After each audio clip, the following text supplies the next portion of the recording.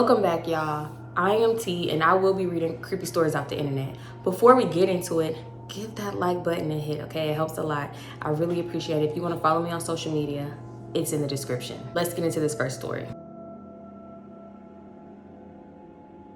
When I was about 17, my friend and I used to hang at the mall religiously. But there was one day that we went, and it still sticks out in my head years later. It was closer to the evening time, and the lights were all half off in the mall, which we had never seen before. But the mall was still open as far as we could tell, although at least a third of the shops were closed and empty. We couldn't figure out why. There wasn't a holiday or anything else that we knew of. That was unusual, but not so strange as to not have a plausible explanation. Maybe they had a power outage, or maybe they were doing some electrical maintenance. Something about the atmosphere made it feel eerie. The dim lights, the sun setting, the familiar, bright, bustling area was now darker and quieter. There weren't as many people around us, not like usual, and almost everyone we encountered, they would seem like they were surprised to see us here, as if we weren't supposed to be here. Their eyes would trail us while we walked along. We kept checking with each other, looking at our reflections, making sure we didn't have something on our faces that would otherwise draw attention, and we didn't. Still, it continued the whole time. I remember we both saw two parents and a young child with a stroller. They all watched us simultaneously walk by. I mean, the whole entire family tried to keep eye contact, and that's when we was like, okay, this is getting weird. Why are people looking at us like this? Everyone we passed, it felt like we didn't belong. It started to feel like Invasion of the Body Snatchers in there. It wasn't like there was open malice, annoyance, or intimidation exactly, but it wasn't like they were amused, attracted, or intrigued either. These weren't friendly glances. It was uncomfortable. It felt like we didn't belong and everyone knew it except for us. I ended up calling my dad to pick us up, and he noticed it when he got there too. But when we went back the next weekend, everything was back to normal, and it was like we never experienced anything like that again. I feel like we jumped into a different reality that we weren't supposed to be in, because it felt like everyone there was unalive. My sister swore she had a conversation with me that actually never occurred in our reality. Every once in a while, I have a dream about places or people I've seen.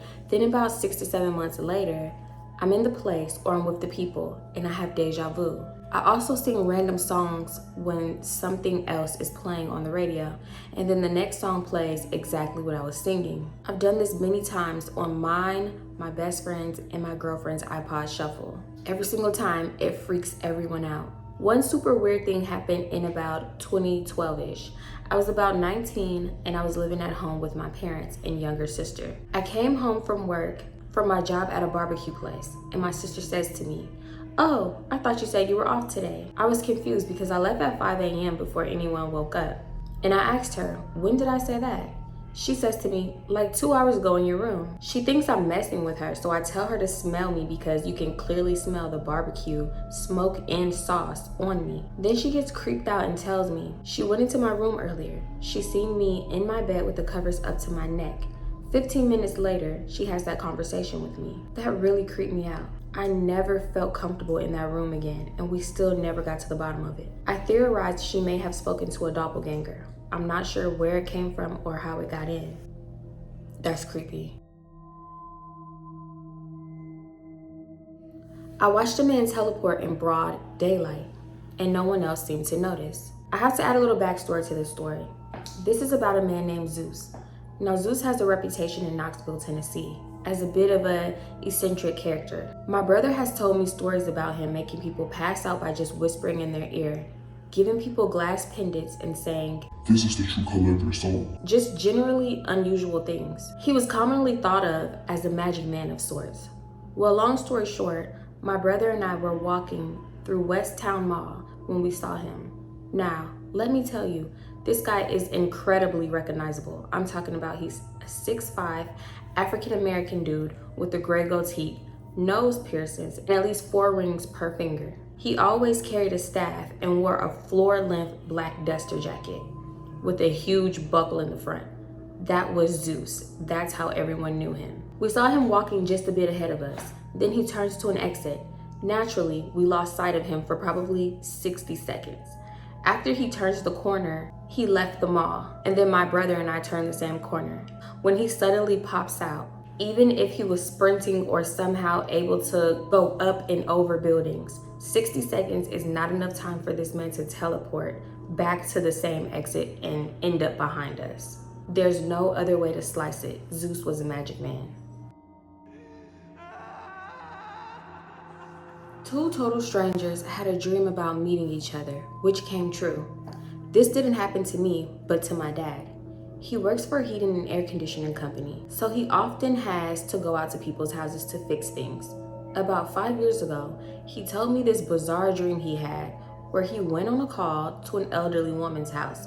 He had never seen the house or this woman before, but he said it was bizarre because of how realistic the whole thing felt. He fixed her boiler in the dream. They chatted for a bit and then he left. About a week later, his company gets a call from an elderly woman needing her boiler fixed. They sent my dad on the job. He arrived and he said it was the exact same house from his dream, the same old lady. He knew her name before even having to ask. He knew his way around the house without even going inside yet. When she opened the door, she said, "Hi, Gary." When he asked how she already knew his name, she said she had a dream last week that her boiler broke and that my dad is the one who came to fix it. So she just knew that it would be his name. This was two complete strangers. They never met each other but had the exact same dream that they would meet each other, and they did. The whole thing is crazy. To this day, I still think it was a premonition, but my dad does not believe in those kind of things. I found a location where people would spawn and despawn. This just happened quite recently. I was heading towards a place from a train station. It was being remodeled. I got a bit lost in the area, so I cut on my Google Maps, and it was telling me that I should go through one path. But I couldn't since the whole area was basically off limits. So I had to take a detour. The detour was some busy underpass with people going to the platforms. And there was one big temporary plywood wall with a sign. It said, "Under construction, unauthorized access, forbidden, no entry." Now that seemed off to me, and this is where it got weird. So that plywood wall had a plywood door, and people were entering and exiting like a normal busy door. And they were people that looked like they didn't belong in construction. Even some old woman entered it. So since my detour took me through that route, I thought it would be fine, and I decided to go through the door. On the other side of the door, it was just a huge empty area, completely under construction. I was really confused because I was not that far behind of the last person who went through this door, but I had no idea where the guy went. There was no path. It didn't seem like there was anywhere else that this man could have gone. So I decided to follow the path. I thought maybe I should check it out a bit, except no.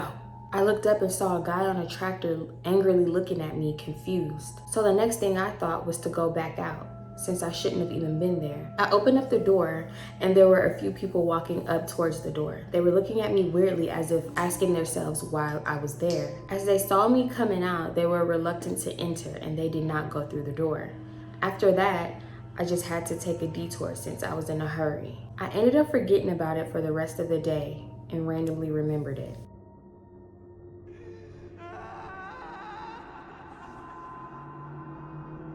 An odd night at the hotel.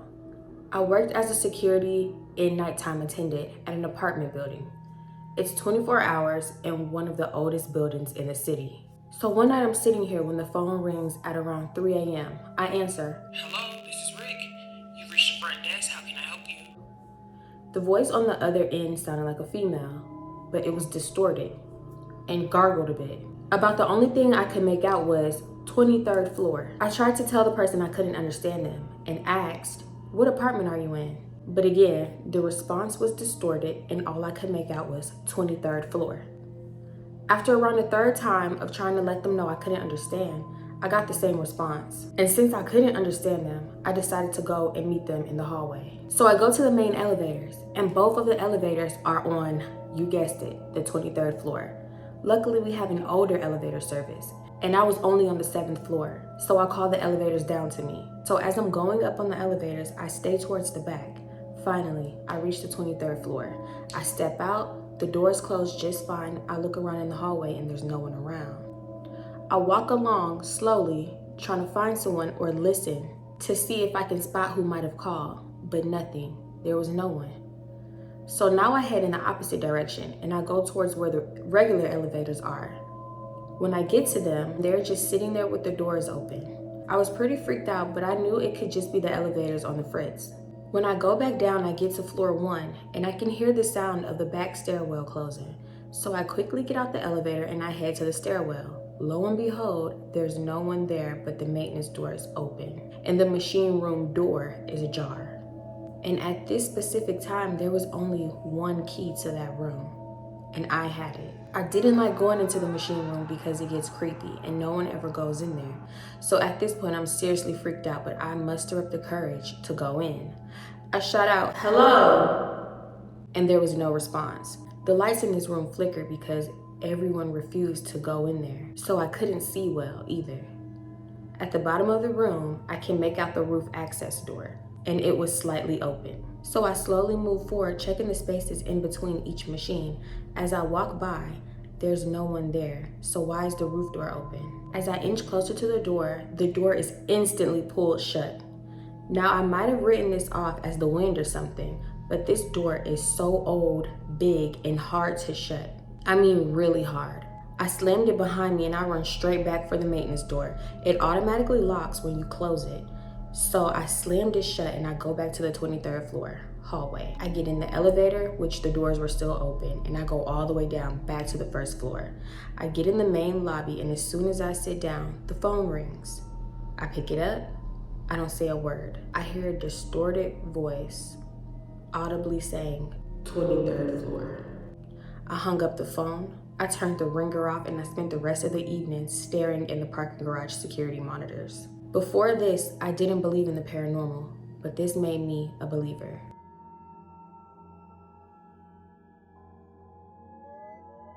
After high school, when it was time to choose colleges, I wanted to choose somewhere that none of my high school friends were attending really, so I could kind of strike out on my own and find myself. Well, in college, I ended up making a few really close friends my first semester. These guys became like my family in a matter of months. One day, during winter break, I had gone back home to visit my friends and family with one of my friends. On his return trip back to our college, he hit a bad patch of ice, got into a car accident, and he was unalived. That was the worst pain I've ever felt, losing someone so close to me. He was like a brother. A longtime friend didn't quite sum it up. I still think about him all the time. But a few weeks after his accident, me and the rest of the guys were getting back from a party off campus, and we were standing outside of our dorm building. We were smoking cigarettes, and I felt my phone vibrating. When I pulled it out, I saw I was getting a phone call from his phone. I was dumbfounded. I showed my friend and quickly answered the phone. When I picked it up, it went directly to his voicemail, which played the same message it had always played. It never happened again, and we never really talked about it after that. For me, it was one of those someone's looking after me type of moments. It was after his death during this time, and I hadn't been doing too well. Seeing his name show up on my cell phone screen one final time made me feel a whole lot better, and it really helped me get out of a slump that I was in. I have no idea how his phone could have possibly called me, and I doubt it ever will again. But this is one glitch in the matrix that I'll forever be grateful for. Rest in peace, Kimbo, and feel free to call again anytime. Not sure if anyone will believe me or not, but here it goes. When I was in high school, my friend Phil unalived himself. I never knew why and I never knew the specifics. All I knew was he shot himself in a local park. Fast forward 6 years or so, and I'm sleeping in my bed next to my now ex-wife. I was having a fairly normal dream. I was at the store doing something with another person. I can't really remember the specifics of the beginning of the dream, but what I do remember is Phil running into the store. When I saw him, everything got super weird. He actually looked like Phil, not like most dreams where people would be a certain person and not look like them. He looked exactly like himself. He looked at me and smiled and said, "Hey man." I asked him if it was really him, and he said it was. He told me we're gonna hang out for a bit, and after that, the dream got super lucid. It was feeling like old times. Then suddenly I realized my dream was coming to an end. I turned to him and I asked him if I was about to wake up, And he said yes, but he had fun coming to me and hanging out for a bit. I don't know why, but I just asked, so why'd you do it, man? Why'd you unalive yourself?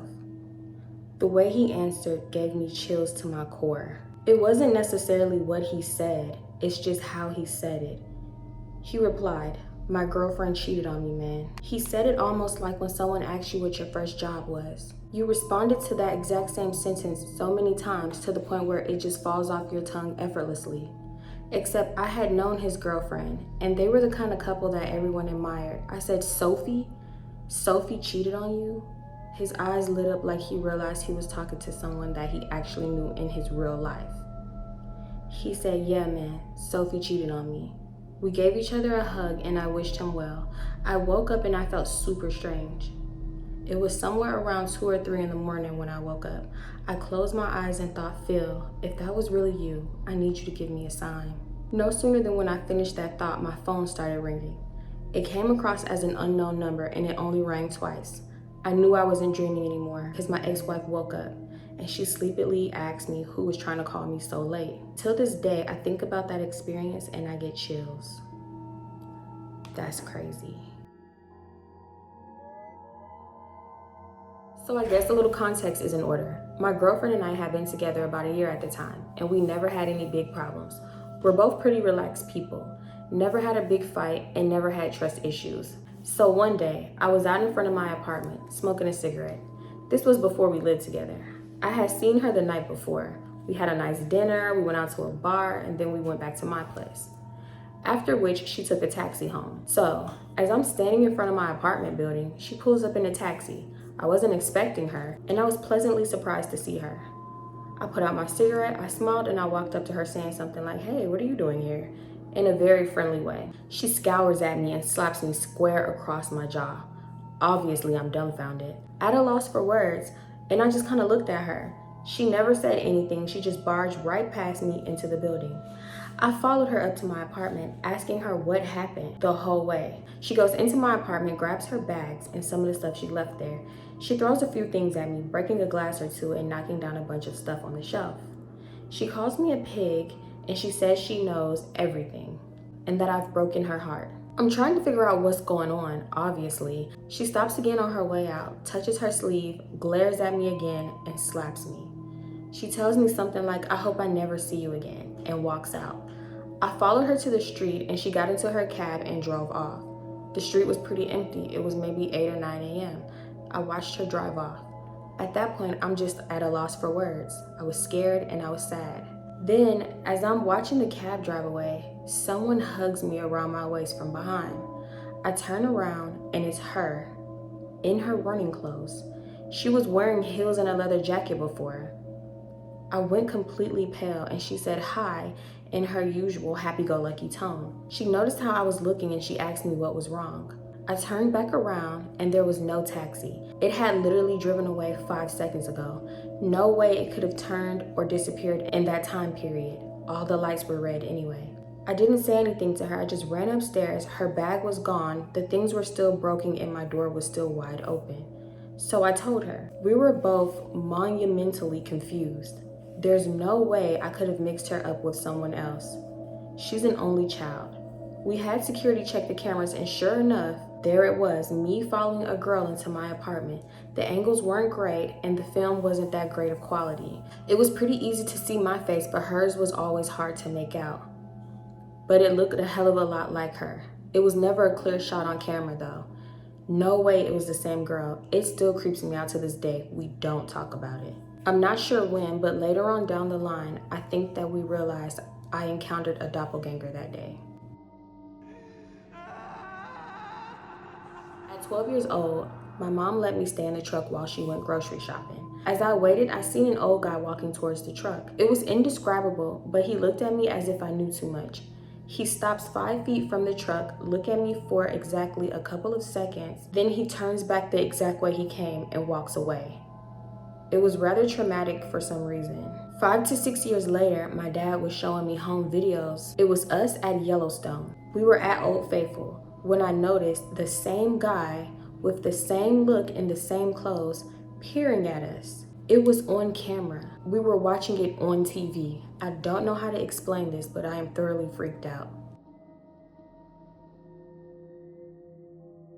At a friend's place back in 2008, we were all teenagers. We had a cool shed at a friend's house that we would all hang out at every weekend. It had about 4 sets of bunk beds, tables, a fireplace, and a TV. One night we were all hanging out in there when I decided I need to go outside to take a pee. I walked out the front door of the shed and I started to walk down in the right direction when I suddenly stopped.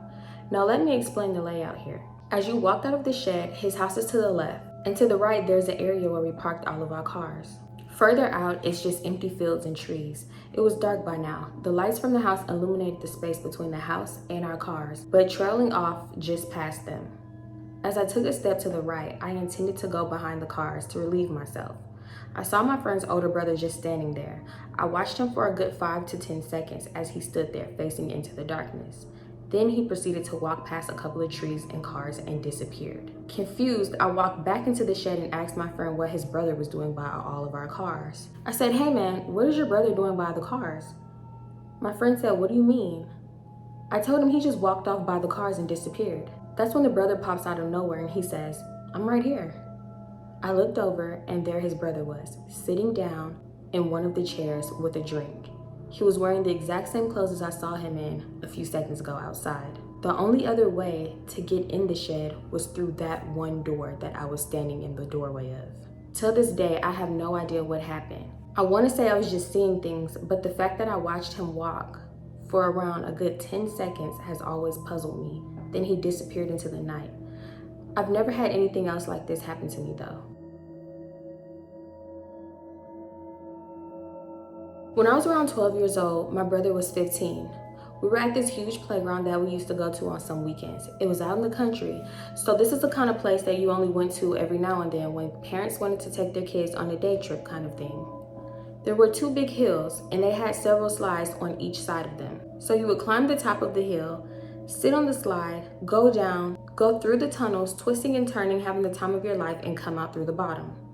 My brother and I were at the top of the hill and we were waiting on one of the slides. It got quite busy when we noticed the boy getting out of one of the slides. He obviously walked up it or something. Either that or he gotten into the slide and changed his mind.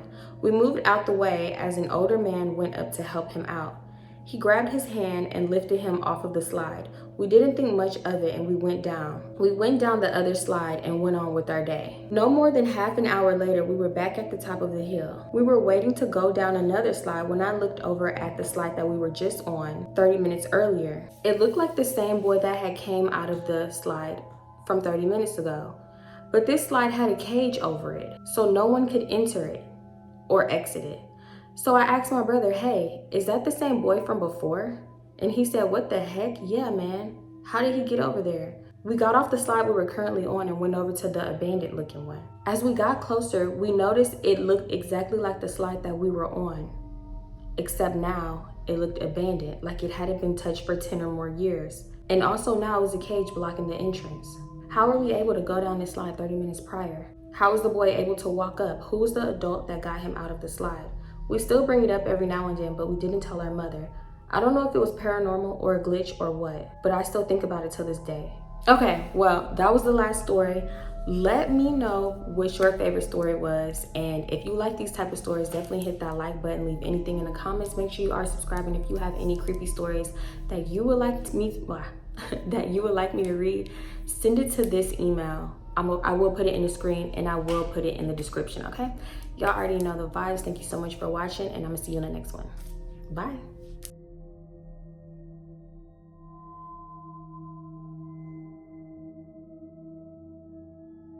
Oh, no. Blah. That's creepy. Y'all might have a little stalker. One night, sorry. Let me put that to the back. Don't waste my time. Where did the people spawn and despawn? When did that happen? The Zeus one kind of confused me. I might have to listen to it back to understand. Blah. No, I need water.